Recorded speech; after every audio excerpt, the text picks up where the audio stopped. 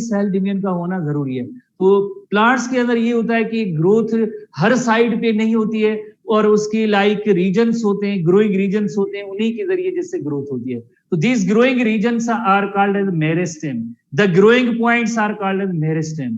Growing region or growing points are called as meristem. ये एक पहला सवाल है, क्वेश्चन है, टेक्स्ट बुक में मौजूद है कि मेरिस्टेम्स क्या है। Meristems are the growing points और ग्रोइंग रीजन है and that are capable of cell division, यानी जिसमें सेल डिवीजन होती रहेगी।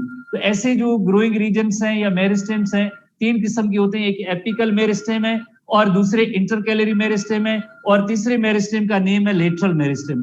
Apical meristem, intercalary meristem and lateral meristem. जिससे अगर इलस्ट्रेशन में हम देखें, एपिकल रेफर्स टू अपेक्स और लेटरल रेफर्स टू साइड, जिसमें प्लांट की थिकनेस बढ़ती है, और इंटरकैलरी मेरिस्टेम ये एपिकल मेरिस्टेम का ही पार्ट होता है, जिसको अभी हम डिस्कस करेंगे। तो सबसे पहले हम एपिकल मेरिस्टेम में आते हैं। एपिकल मेरिस्टेम कहाँ पे होता है? एपिकल मेरिस्टेम जैसे रूट टिप और शूट टिप पे होता है। रूट की भी tip as well as shoot की टिप, उसमें ग्रोइंग रीजन मौजूद है, यानी वहां पे सेल डिवीजन होगी। प्लांट के अंदर रूट की टिप में भी cell division, active cell division होगी, एज वेल एज शूट की टिप में भी सेल डिवीजन होगी, जिसके रिजल्ट में नंबर ऑफ सेल्स इंक्रीज होते जाएंगे और अल्टीमेटली ग्रोथ होती जाएगी। तो ऐसी ग्रोथ जो एपिकल रीजन्स में होती है उसे हम कहेंगे प्राइमरी ग्रोथ कहेंगे। जैसे आगे एक सेकेंडरी ग्रोथ का भी टर्म आएगा, तो उससे पहले जिस तरह से एक प्राइमरी ग्रोथ है, यानी जिसमें एपिकल मेरिस्टेम इसमें इन्वॉल्व होते हैं और इसमें ओवरऑल प्लांट की जैसे लेंथ और कद बड़ा होता है, उसे हम कहेंगे प्राइमरी ग्रोथ कहेंगे। ठीक है, तो इट इज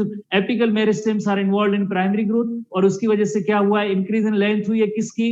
रूट की, स्टेम की, ब्रांचेस की, लीव्स की बनने का अमल है, या फ्लोरल पार्ट्स या फ्लावर्स हैं। These all are related to the apical meristem। और ये जो सवाल है ये बहुत ही इंपॉर्टेंट है कि एपिकल मेरिस्टेम में लाइक रूट की भी लेंथ है, स्टेम और ब्रांचेस की लेंथ इंक्रीज होगी, लीव्स के बनने का अमल भी है, ये भी एपिकल मेरिस्टेम है, और फ्लावर्स के भी बनने का अमल भी एपिकल मेरिस्टेम है। होपफुली आपने पढ़ लिया होगा, समझ लिया होगा। इसी तरह से हम आते हैं, नेक्स्ट आते हैं इंटरकैलरी मेरिस्टेम पे। इंटरकैलरी मेरिस्टेम कुछ ऐसे सर्टेन प्लांट्स है, खासतौर पे ग्रासेस वगैरह, या जैसे आप शुगर केन देखें, जिसमें आपने देखा होगा शुगर केन की जो स्टेम होते हैं उसमें ऐसी नोड्स बनी होती हैं। तो जब ऐसी नोड्स होती हैं तो आपको पता है कि शुरू में ऐसी नोड्स जो है बहुत ही उनके दरमियान स्पेस कम होता है, जैसे ग्रोथ होती है तो उनकी नोड्स के अंदर। जी सर,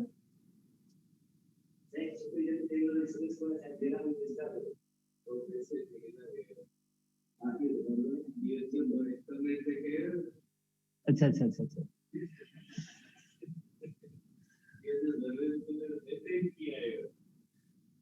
अच्छा अच्छा, वेरी इंटरेस्टिंग इशू है। इंटरनेट में मैसेज हो रहे हैं और कह रहे हैं कि हमारे पास सर्विस नहीं है, मैसेज आ रहा है, और मैसेज भी थ्रू इंटरनेट आ रहा है कि सर इंटरनेट की सर्विस नहीं है। ठीक है, तो बहरहाल स्टूडेंट्स होते हैं, ठीक है। ज्यादा लेसन सर आप आगे देंगे इनको, ठीक है। लॉजिकल सब्जेक्ट है ना सर आपका, डायमेंशन ज्यादा है फिजिक्स में, तो यकीनन तो चले next, that is the intercalary meristem. Intercalary meristem actually it is the part of apical meristem. Apical meristem का पार्ट होता है, but it is separated from the apex by permanent tissue. तो ये नहीं, इससे जो है परमानेंट टिश्यू से ये सेपरेट हो गए, अब ये सेपरेट, अब इसमें स्टिल अब सेल डिवीजन की सलाहियत मौजूद है, स्टिल इनके अंदर सेल डिवीजन की सलाहियत मौजूद है। जैसे आप देखते हैं कि जो शुगर केन होती है ना, उसमें आपने देखा होगा, या ये बाजरा है, इनकी स्टेम वगैरह शुरू में जैसे इनका नोड्स के दरमियान लेंथ कम होती है, जैसे ग्रोथ होती है तो उनकी जो साइज बढ़ जाती है। Why? Because of this is due to the intercalary meristem। तो इंटरकैलरी मेरिस्टेम के हवाले से ये जो 3 क्वेश्चंस हैं एग्जांपल वाइज, जो आप यकीनन याद करेंगे, बहुत ही इंपॉर्टेंट है कि intercalary meristem are present at the base of internode. Node किसे कहते हैं? नोड उसे कहते हैं जहां से स्टेम या ब्रांच से लीफ जो अराइज होता है, उसे हम कहते हैं नोड कहते हैं। दो नोड्स के दरमियान का ये जो डिस्टेंस होता है, इसे हम कहेंगे इंटरनोड कहेंगे। तो eight the base of internode, eight the base of internode is the किसमें? मैनी ग्रासेस के अंदर होता है, ग्रास फैमिली या ग्रासेस, जैसे आप फर्स्ट ईयर चैप्टर 9 के अंदर हमने पढ़े हैं। इसी तरह से below the nodes in some mints at the base of leaf, जैसे ये लीफ है, इसकी बेस पे भी जिस तरह से ये इंटरकैलरी मेरिस्टेम मौजूद है, eight the base of the leaf many plants के अंदर ऐसे फिनोमेना होते रहते हैं। तो ये इंटरकैलरी मेरिस्टेम से रिलेटेड है। तीसरे मेरिस्टेम पे हम आते हैं, जो लेटरल मेरिस्टेम है। हमने इंटर क्लास में चैप्टर 2 के अंदर ये टर्म पढ़ा है। कौन सा सेकेंडरी, जिस तरह से ग्रोथ की हेडिंग में हमने पढ़ा है, vascular cambium and core cambium की एक्टिविटी की वजह से